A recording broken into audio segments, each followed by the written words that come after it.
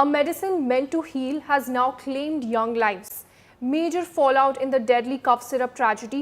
Rajasthan's drug controller Rajaram Sharma has been suspended as the state cracks down hard. Madhya Pradesh, Tamil Nadu and Kerala have banned the sale and distribution of Coldriff cough syrup after laboratory tests found the medicine to be substandard and adulterated, a toxic chemical that can cause severe harm or even death.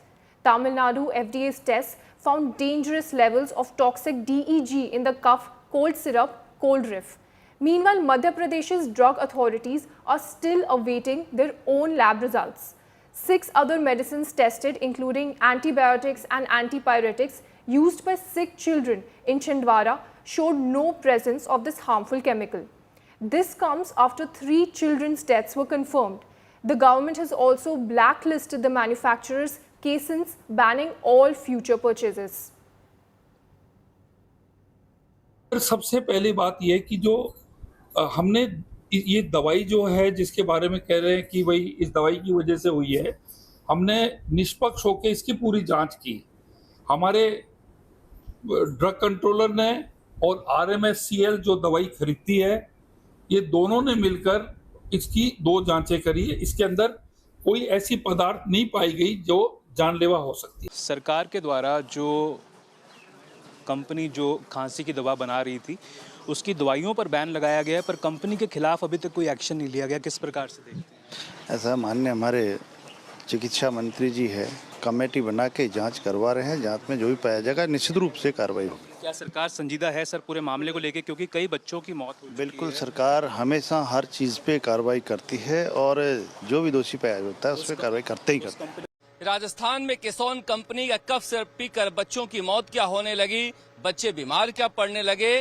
केसॉन company का मालिक factory बंद करके यहां से भाग गया है।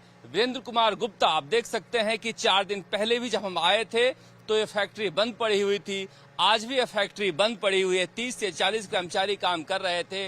राजस्थान सरकार ने अचानक से कल दोपहर में इसे क्लीन चिट दी। हमने सवाल उठाए, राज्य भर में हंगामा मचा कि बार बार जिसका 4 सालों से 42 सैंपल फेल हुए हैं उसे क्लीन चिट देने की इतनी जल्दीबाजी क्यों है।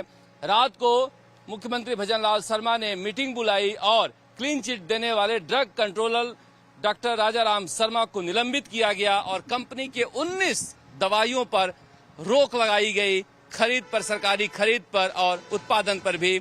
और तब तक रोक जारी रहेगी जब तक विस्तृत जांच नहीं हो जाएगी। मगर जो वीरेंद्र कुमार गुप्ता कह रहे थे कि हम 3 दिन बाद आकर आपसे बातचीत करेंगे, वो अभी भी फोन नहीं उठा रहे हैं। और यहाँ पर फैक्ट्री लगातार पिछले 1 सप्ताह से ज्यादा समय से बंद पड़ी हुई है। जिस दिन ये घटना सामने आई थी उसी दिन से कंपनी का मालिक फैक्ट्री पर ताला लगाकर यहां से चला गया था और उसके बाद यहां पर कोई नहीं आया है।